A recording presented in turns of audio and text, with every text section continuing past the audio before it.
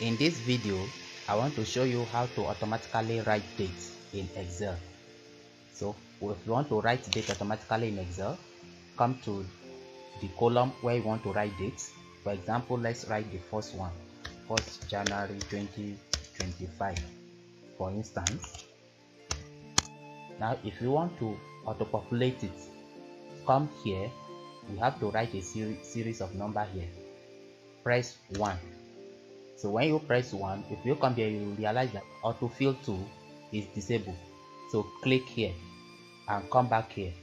Now click on fill and click on series. So what I want to do, I want to write the date for the whole year. So here I will write this series of number from 1 to 365 days. So, and I want you to write in this very column.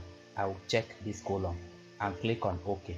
You can see that it has auto-populated this column from 1 to 365.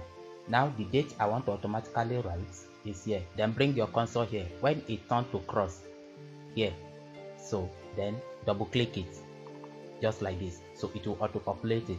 But if you see here, you see some hash. So just come to this very end and double click this column. So it will expand it. So you can see that we have successfully auto-populate this date from January to December 31st, 2025.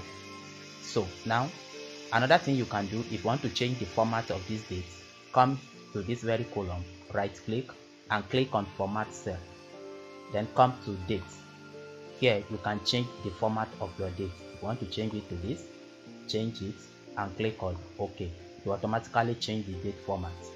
So this is how to automatically fill dates in Excel. Thank you for watching.